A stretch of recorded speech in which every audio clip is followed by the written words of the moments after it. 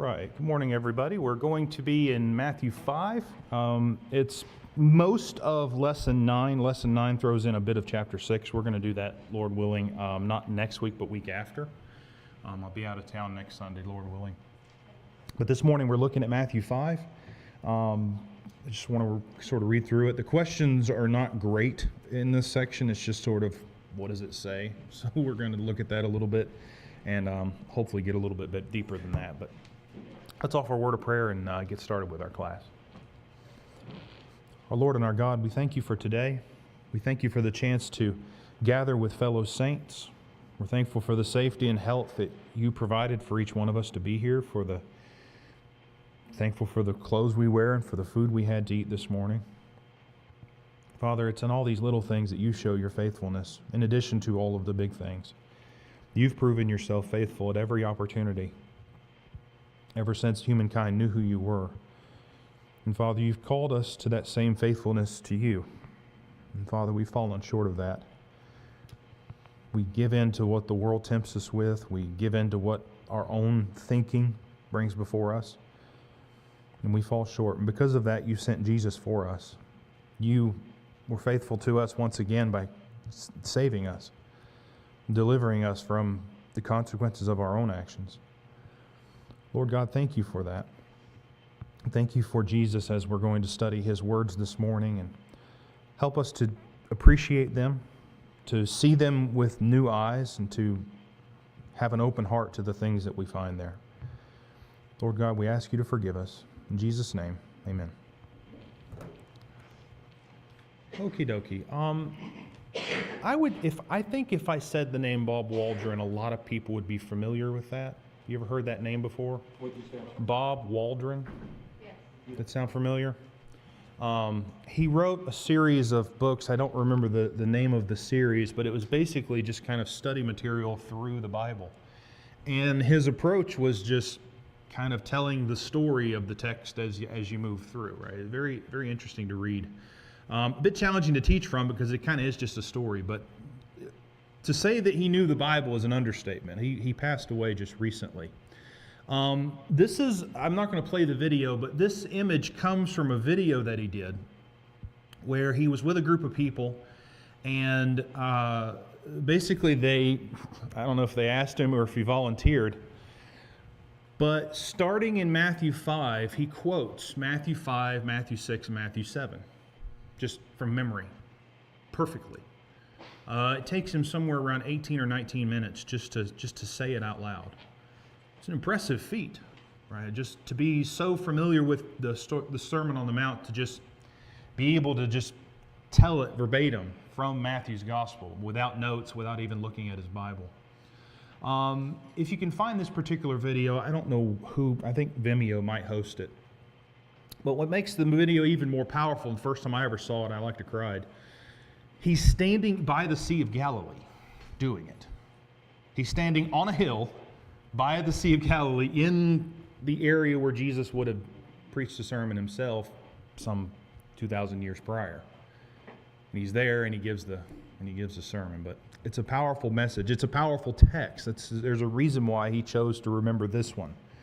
And it's because in a lot of ways it encapsulates what Jesus was teaching and what his kingdom would be about. This is a section of text we could spend all year on. Yes, ma'am. Could you give us anything, please? Bob Waldron, W-A-L-D-R-O-N.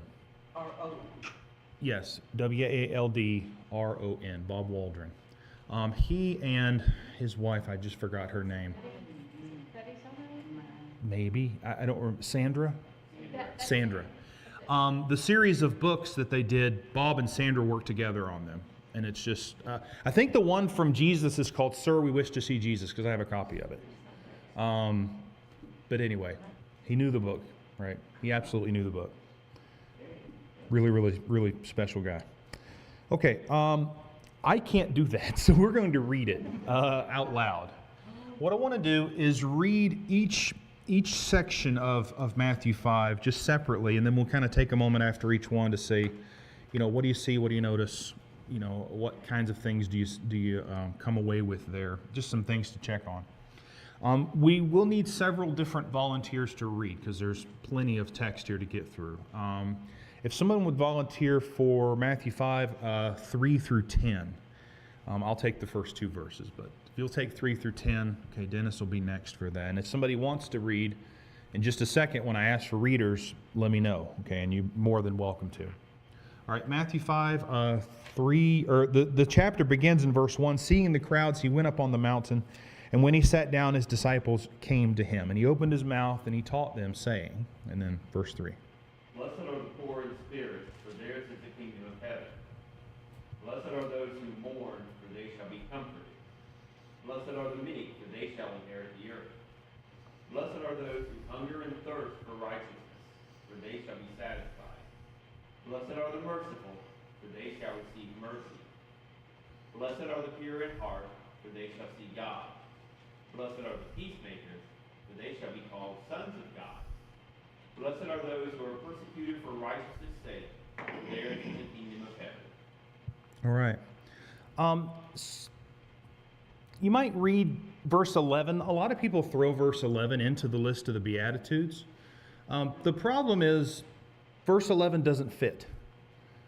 Right? For one, verse 11 is repeating something from verse 10, the idea that those who are persecuted are better off. Right? Verse 11 is more an elaboration on it. Secondly, notice that verse 11 breaks the pattern. We want to look for, consistency and patterns in the scriptures, and it helps us know how to break it up. Verse 11 breaks from the blessed is the, for theirs is the, or the, for they shall, or something like that. Right? We'll deal with verse 11 separately. But in terms of the first 8 there, what stands out to you? What do you notice? Obviously, there's a pattern. It all begins with the same word, blessed, right? Well, after that, what do you notice? Well, it indicates the reward they will achieve, if you will.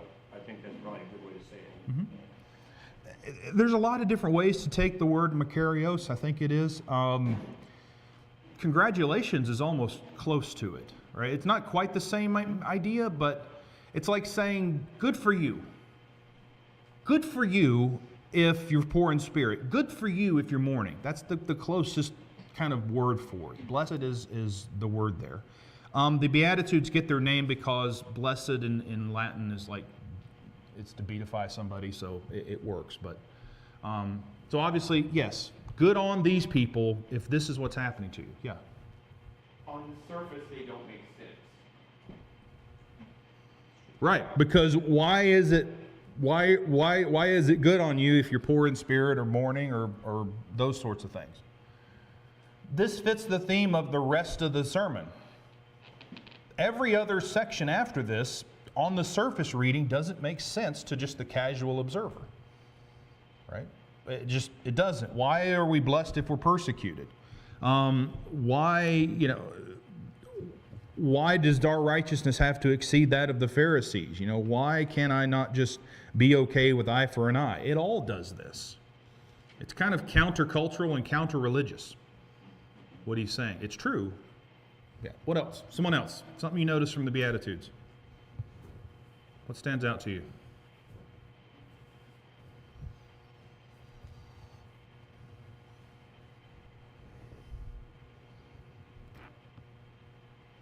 There's an indication in the section that tells you you're supposed to look at it as this block. How do the first and the last one relate to each other? Poor in spirit and the persecuted. You notice anything? They have the same ending, right? The poor in spirit begins the list, and the blessed or the persecuted ends the list. Both of them being given the gift of the kingdom of, or for theirs is the kingdom of heaven. People have suggested all sorts of ways to look at the list. One way that was interesting was the first 4 have to deal with God primarily, and the second 4 have to deal with people primarily. Is one way to take this. And there's some validity to that, right? The poor in spirit, mourning and meeking and hungering and thirsting, that's kind of relationship to God, and then merciful, pure in heart, and so on. It's kind of how you deal with people.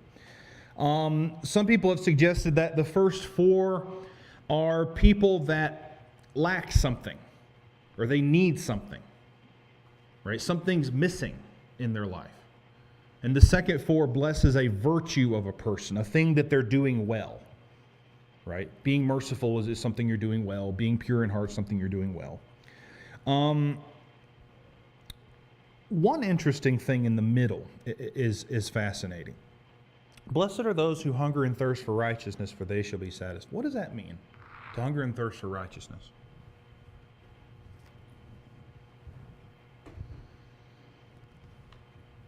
My first thought is he was talking to people who were literally living day to day. I mean, the people following him at this point, I mean, we give them a hard time because they were following him for the miracles and the food, but they were doing that because they were hungry. Yeah. So There not were people who were literally hungry and thirsty, and he's saying you need to be hungry and thirsty for something else. right. So just the rest of just drill down on that a little bit. What does it mean to be hungry and thirsty for righteousness? I mean, you can't go to Walmart and buy righteousness and eat it, right? I mean, and that's obvious. So what is he talking about? Yeah. Well, we're to do what's right. We're to do what God wants us to do. It gives me the impression, when we say hunger and thirst, of a very emotional, a very drawn, a compelling desire to achieve this. And it says the end justifies the means. If we search for righteousness, we will achieve righteousness. Okay. If we strive towards doing God's will, we will be better people, and we will become more righteous. Okay. Megan? I mean, when we think about hunger and thirst, I mean, those are everyday parts of life, and we have to have something to fulfill those. So, like, just as our physical, like, hunger and thirst, because every day of our room shall be fulfilled by eating, like, physical food. If we are hunger and thirsty after righteousness, we're filling ourselves with that every day. Like, that is something that we feel like we need. It's not just every once in a while, it's something that we continually are dwelling on. We're looking at that the same as we need for life. Yeah. It's and like I said, the first 4 kind of recognize need. It's a want to, right? It's like, I want to eat. I want to drink. Why? Because I feel I need it. I know that there's something missing. If I hunger and thirst for righteousness, what does it mean about me right now? It means what? I'm not there, right? In a sense, that sort of talks about the person in the first half. The person who's poor in spirit, who mourns and who meeks and who hungers and thirsts for righteousness. This is the person that recognizes where they are. And where they are is not where they need to be. Contrast that later with the scribes and Pharisees. They were the opposite. They did not mourn. They did not hunger and thirst for righteousness. Why? They thought they were there. Remember Jesus' comment to them? I did not come to the righteous, but to sinners, right? The Pharisees, they didn't believe themselves to be in need of this. Jesus came for those who recognized their need for it. The solution for their need is going to be found in the next beatitude, in mercy. How would these people, they're not righteous, how would they become righteous? Just, they need to go out and just do a lot of more right things? I mean, that's the answer, or what? How are those who recognize their need for righteousness going to become righteous? Just like when you're hungry and thirsty, you're going to do something about it, right? And so as you go down that path of doing something for righteousness, to fulfill that, desire to sustain life, right, and to grow and that sort of thing, you have to go do it. Yeah. There's a turning involved, right? Someone has to give you the opportunity to do that. To come back, to show mercy to them so that they can go forward from there. It's interesting, it's almost a turning point between 6 and 7. It's these people who recognize they have a need, they're the ones that God's going to show mercy to. And has shown mercy just because Jesus is there talking to them. And then what would those people go on and do? They would show mercy. They would be pure in heart. They would make peace with others. And they would be persecuted. This is almost a before and after list. The first 4 is like, here's the person that comes to God. And the second 4 is like, well, here's what happens afterwards. It's another way to just sort of think through it. Yeah. You know, it's also, to me, it's always been a reminder of how broken this world is and how wonderful the next world is going It's to a be. perfect example of that. Yeah. Because the person in the first half is not doing great. And it's a product of where they are and the situation they're in. Right? The one teaching would be the one who would accomplish these things for those people. Right? So what a way to begin the sermon, right? Recognizing where you are, recognizing where you need to go. All right. I thought this was an interesting comment. This was from R.T. France. He wrote a really good commentary on Matthew. In the second half, you mentioned, there's merciful, there's peacemakers, and there's those who are persecuted for righteousness' sake. He recognized that basically this person isn't a hermit, right? You can't be merciful to people if you're by yourself. You can't make peace with people if you're by yourself. You certainly aren't going to be persecuted if you're somewhere by yourself. And he just made the comment that, the true disciple, not as a hermit, but as one engaged in society, and such engagement has its cost. This person is going to interact with the world around them. They're not going to just go up on the tall mountain and, be holy by themselves. They're going to have something to do with the world around them. And I just thought that was an interesting way to think about that. Okay, yeah. Sorry, can you go back to something? To here? Yeah, so at one point someone was looking at this kind of from a different angle, and they described it almost as somebody coming from being lost to being saved, Mm-hmm. right? And that this is a really good example of what that path looks like, right? Poor in spirit means you're down, something is wrong, something is missing, right? Yeah. You're going to mourn for that. God is going to be there to comfort you through those stages, right? Blessed are the meek, you're kind of inheriting, hey, yes, this is what's going on. When you hunger for that, you're going to start to see the world differently. You're going to seek God, looking for that righteousness. You're going to fill that hunger. I mean, we remember being full of zeal and fire and passion as we were finding God, understanding we're separate from Him. And then we understand God's mercy through Christ, why He sent Christ. And through that, you can see really who God is, right? Then you're truly called. And once you, accept God, and are baptized, you are now part of God, right? Now you're the son of God, and the kingdom is yours to inherit. So it was just an interesting way to kind of look at that. Kind of a progression through. Direction. I think definitely it's the idea of progression. There's a before and an after, right? Being shown there. Okay. 11 through 16. Who's my next reader? Can't be Dennis because he already read. Back, Ryan, go ahead. Blessed are ye, when men shall revile you and persecute you, and shall say all manner of evil against you falsely for my sake. Rejoice and be exceeding glad, for great is your reward in heaven. For so persecuted they the prophets which were before you. We are the salt of the earth, but if the salt have lost its savor, wherewith shall it be salted? It is henceforth good for nothing but to be cast out and to be trodden under foot of men. Ye are the light of the world. A city that is set on a hill cannot be hid. Neither do men light a candle and put it under a bushel or on a candlestick. And give it light unto all that are in the house. Let your light so shine before men that they may see your good works and glorify your Father which is in heaven. All right. Notice this too in the text. When the pronouns switch, you need to notice it, right? Because if you go through the Beatitudes, it's all third person, right? Theirs is the kingdom of heaven. Those who are meek, those who hunger, they shall be, they shall be, they shall be, right? It's all talking about someone else. What happens in verse 11? Blessed are you, right? So it's not sort of the general, this is just something that's true. It's almost like the scene switches and he says, blessed are you when men when others revile you. Verse 13, you are the salt of the earth, right? So there's a shift in who's being talked to, and you want to catch that. I don't know if it's just me. I never noticed how connected 11 and 12 were to the salt and light passage before. You're tempted to take 11 and 12 because it says the word blessed and shove it in with the Beatitudes, except it doesn't fit. It fits better with the passage after it. Because what's being talked about?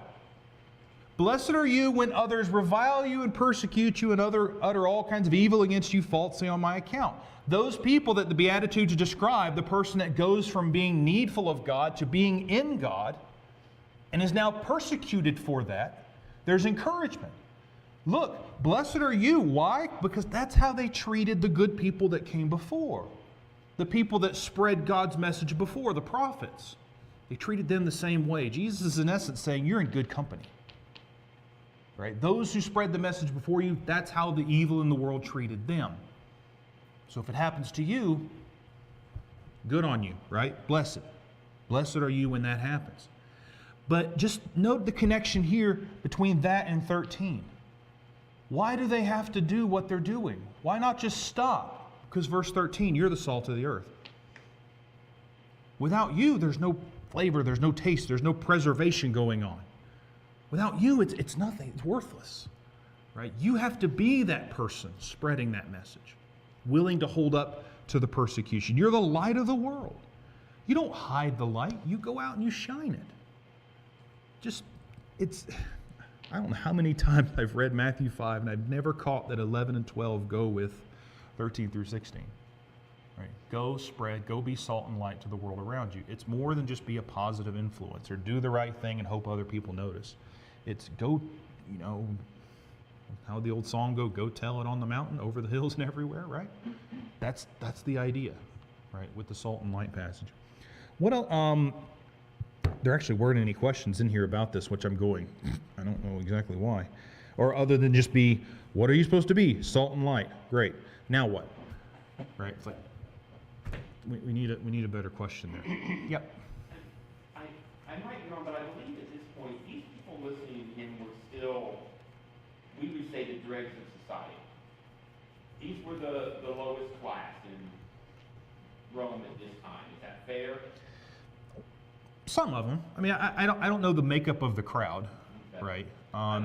There would have been those curious about him from every social strata, But the ones that were actually following, to follow Jesus, you had to have not had a job to see.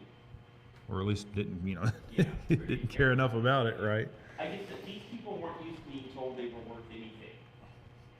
And you're Jesus saying you matter, and you matter a lot. Yeah. Because you have a job to do. Yep. Jesus' mission is going forward is going to depend on getting people to be salt and light, because he's not always going to be there. Right? They're going to have to spread that message around. Right? What else stands out to you from the salt and light passage? Right? Again, way more than we can actually look at in a single class. But anything else? Yeah. Well, I mean, I guess you can interpret 13, I'm sitting here kind of looking at it as, you may lose your salt, you may lose your flavor, you may lose your zeal, if you will, but it can be restored. Yeah. There is hope. Even if you do that, you can come back to God and make things right. I think maybe that's an important message. Yeah, he's not making the point that you can come back. That is made. I think that's a valid point. It's made elsewhere. It's a matter of usefulness.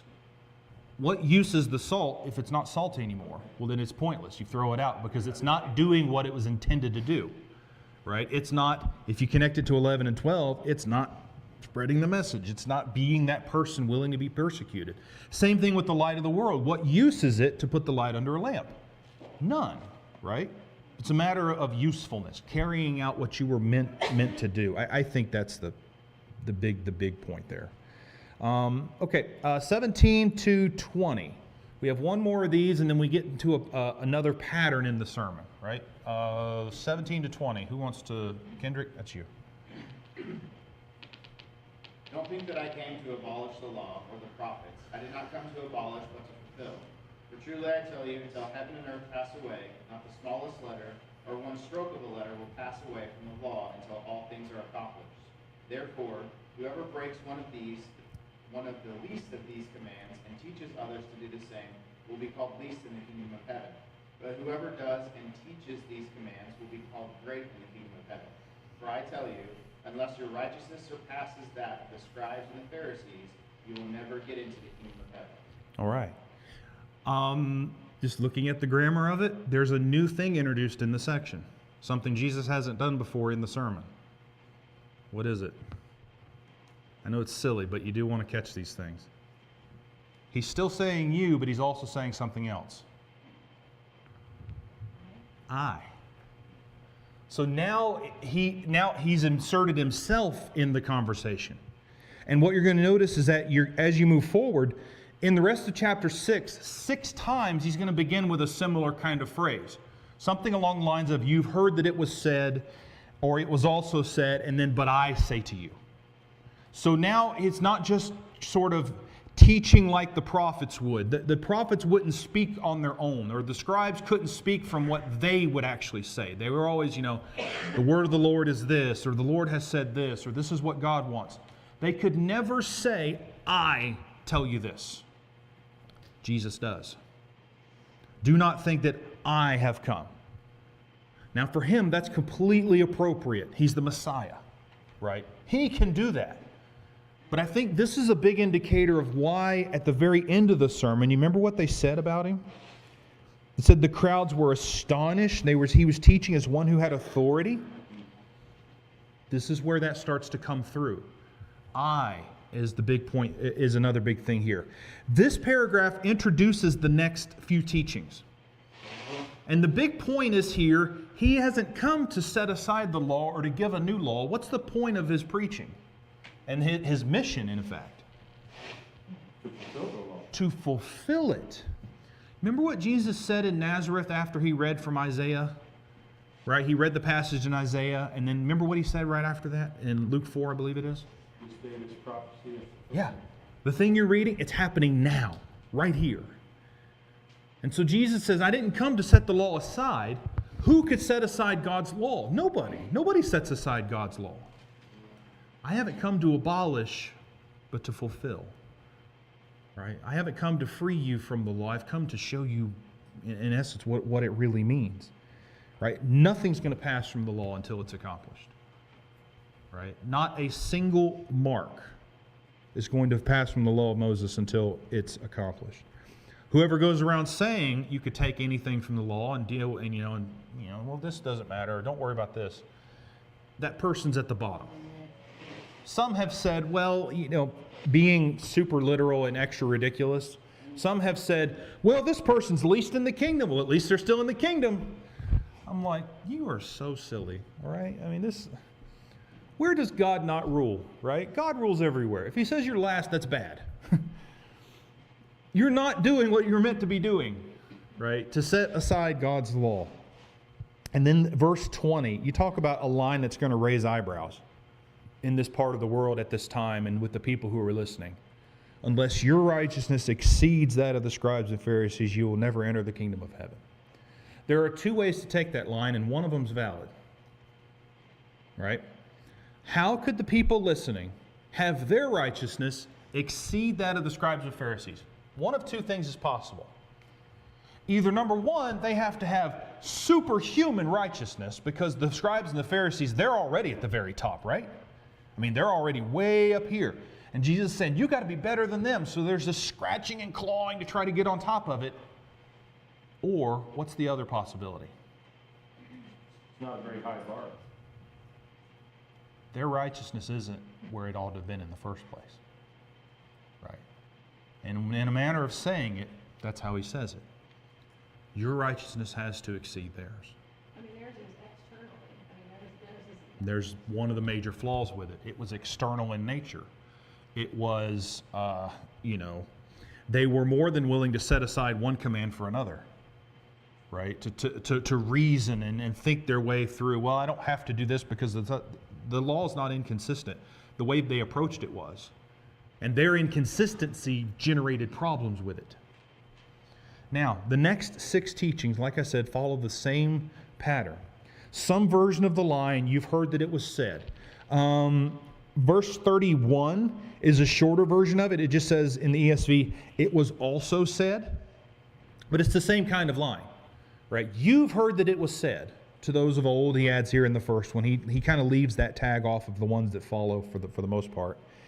Every single time he says that, he gives at least a law or an understanding based on the law, right? You shall not murder is from the Ten Commandments, right?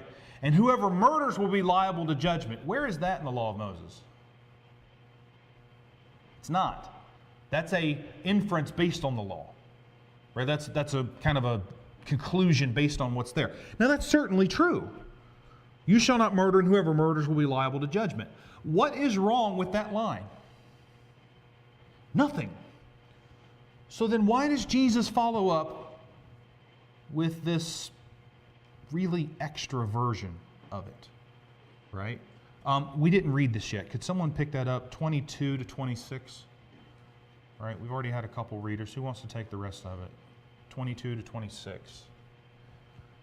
This is one of those don't look at the preacher moments. Okay. Maggie, go ahead. But I say to you that whoever is angry with his brother without a cause shall be in danger of the judgment. And whoever says to his brother, Raca, shall be in danger of the council. But whoever says, you fool, shall be in danger of hellfire. Therefore, if you bring your gift to the altar, and there remember that your brother has something against you, leave your gift there before the altar and go your way. First be reconciled to your brother, and then come and offer your gift. Agree with your adversary quickly while you are on the way with him, lest your adversary deliver you to the judge. The judge hand you over to the officer, and you be thrown in prison. Assuredly, I say to you, you will by no means get out of there until you have paid the last penny. Okay. How does all of what follows verse 21 relate to verse 21? He said, you've heard that it was said you shouldn't murder, and the one who murders is liable to judgment. Then he goes on saying basically an intensifying version of if you insult somebody, if you call someone names, if that's your attitude, then you're in danger of, and it gets worse, right, as you go along. And liable to judgment, liable to the council, and liable to hell, or the Gehenna of fire, right? And then he gives a couple of examples. If this is your situation, you should not worship until you have dealt with it, and then go deal with it quickly. Go deal with it before it reaches a stage in which you can't go back from it, right? If you don't deal with it on the way to the judge, by the time you get there, it's too late, and then you're going to pay the price. How does all of that relate to the murder thing? These outward actions are all indicators of how your heart is. Where your heart is, how your heart is, your anger. We're told to be angry and sin not. We can be angry, and it's not a sin. But, there has to be talking cause. about heart and control and understanding how we need to act inside of God's desire. Yeah. How you talk about a person is only one step away from how you're going to treat them. Right? It's just one thing. You talk about them, you think about them. You think about them, you act on them in that way, right? So if you're willing to go so far as to say, you fool, or insult, or be angry, I think in verse 22 it's angry without cause, right? This isn't, I'm angry with you because, of something righteous. This is just anger generally. Deal with that. Jesus gives, in essence, a more intense interpretation of the law. He never backs off of it. In a sense, he cranks up the volume. Yeah. Well, I just think this is interesting too, just with these next two sections, just to relate it back to 20 when he's talking about the scribes and Pharisees and how they are external. And a lot of these starts off by like, you're just looking at these stuff like the scribes and Pharisees. Yeah, they follow the law. But like to go farther, what prevents them from, Right. what gets you to not disobeying is like going stuff.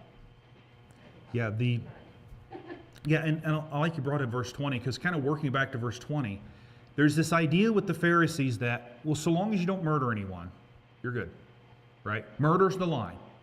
Everything short of murder, it's not in the law, whatever. But don't murder. And he's like, no, that's not how it works. Everything leading up to murder is also wrong, right? That pattern follows in 27. That same pattern of thinking follows in 27. You've heard that it was said you should not commit adultery. But I say to you that everyone who looks at a woman with lustful intent has already committed adultery with her in his heart. Remember how in the previous section, the way you talk about a person is only a little bit from how you're going to treat them? Right? Because you talk about them the way you think about them, and you think about them the way you're going to act. It follows. This follows the same pattern. The Pharisees were, in essence saying, well, so long as you don't commit, long as you don't reach fourth base, you're good. And Jesus is like, no. First base is wrong. Thinking this and with intent is wrong. So much so that what should you be willing to do rather than travel that road? Tear out your eye or cut off your hand. Don't miss the connotation between seeing and or the connection between seeing, looking, or seeing, touching, and sexual sin. They go together, right?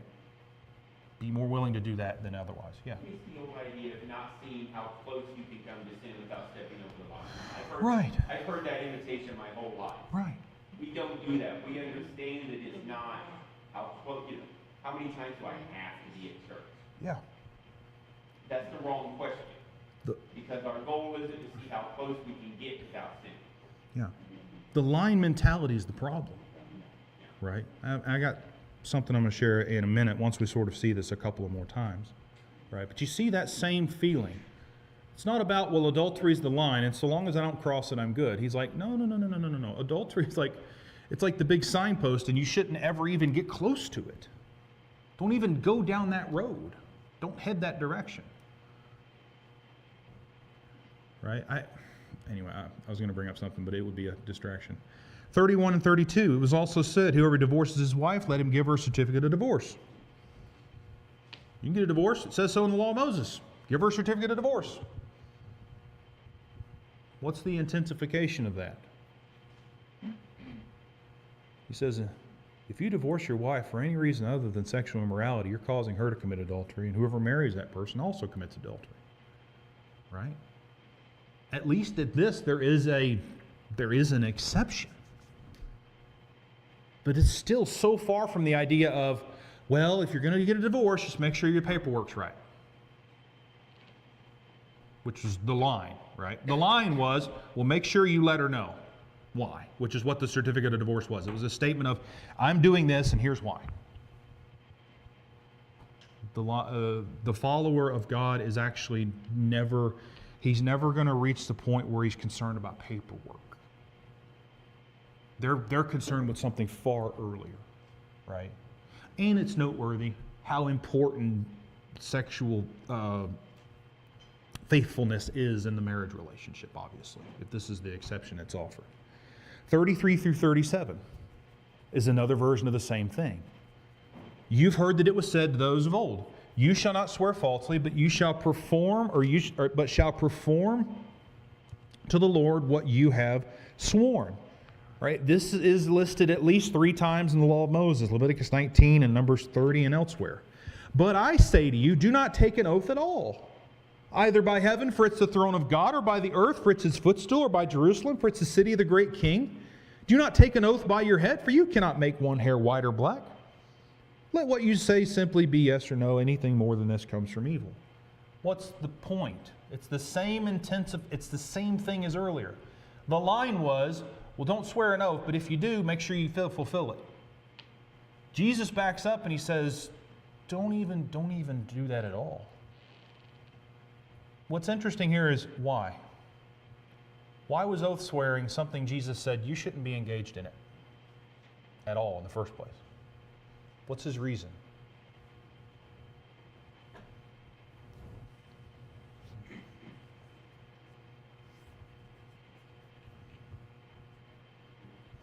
Swearing an oath on God's thing, it's not your thing.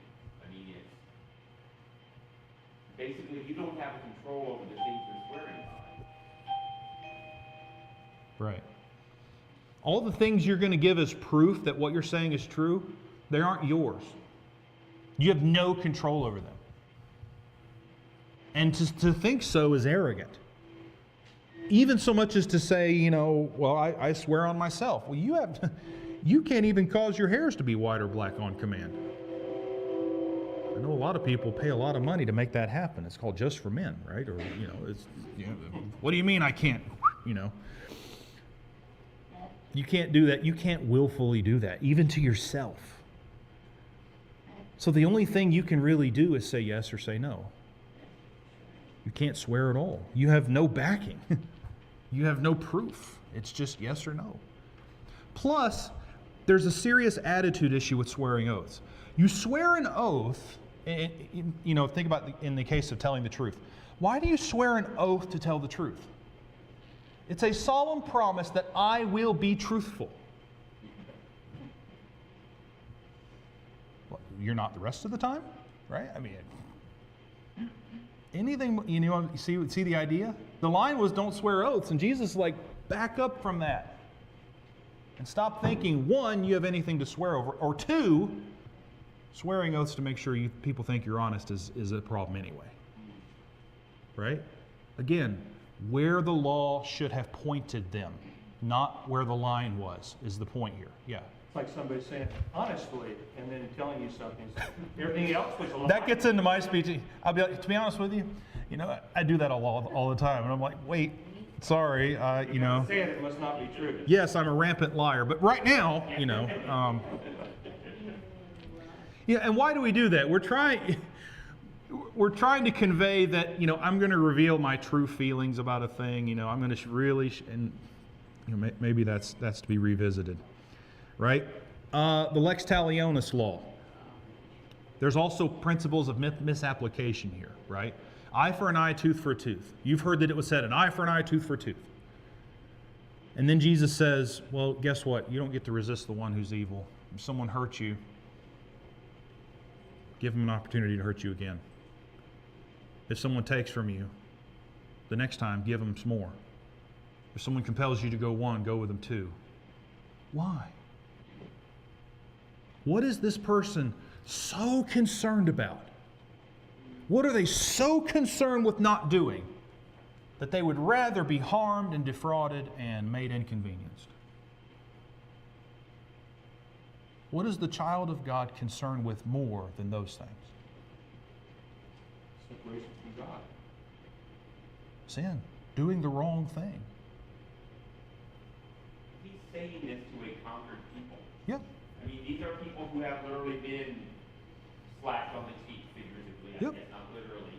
They have been kind of ground down. And he's telling them, don't resist. This isn't what you're here about. And I always, whenever you read verses like this, I always think you think of the fact that Simon was sitting there with him. A man who actively was trying to overthrow Rome before he met Jesus. And here's Jesus saying, yeah, that's not what we're doing. Here's the issue with eye for an eye, tooth for a tooth. It was a system for judicial decisions.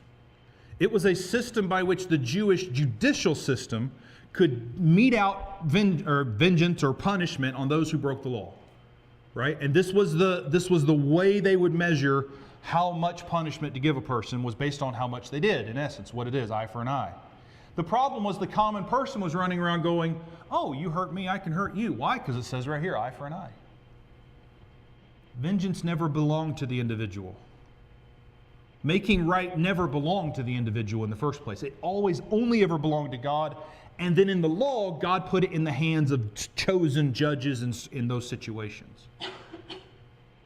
The child of God is so concerned with doing the right thing that they don't want to risk taking vengeance when they're not supposed to. Or taking too much. Crossing the line, right? They're trying to draw closer to God, not defend their own personal honor. The last one follows that same pattern. You've heard it was said, you shall love your neighbor and hate your enemy. You shall love your neighbor is in the law. You shall hate your enemy is not. You shall hate your enemy is an inference based on that. They said, well, it says here, love neighbors, and well, all the people who are not neighbors, we don't have to love them. Wrong. You have to love them too. Why? Because that's the way God treats them. Right? Be complete or be perfect as your heavenly Father is perfect means do the things that God does. And God loves the people you hate too. Right? Final comment, and then we'll go from there. This was the difference in my mind between the Pharisees and Jesus. The Pharisees read the law and drew lines, saying, here's how far you can go. Jesus read the law and drew arrows, saying, here's the teaching. God is that way. Right? God is that way. He's not up into this point and then here's what it says. God's over there. That's the direction you need to go. And it fits the things that he teaches, right? He always taught people how to go closer to God and be more concerned with God than they are themselves. All right. For what it's worth, or not for what it's worth, Matthew 6, we're going to look at not next week, but week following. There's a couple of questions out of lesson 9 that come from chapter 6, and then there's some of the lesson 10, I think. We're going to look at chapter 6 just as a whole, and then we'll go from there. All right. Thank you guys for your help and your comments today.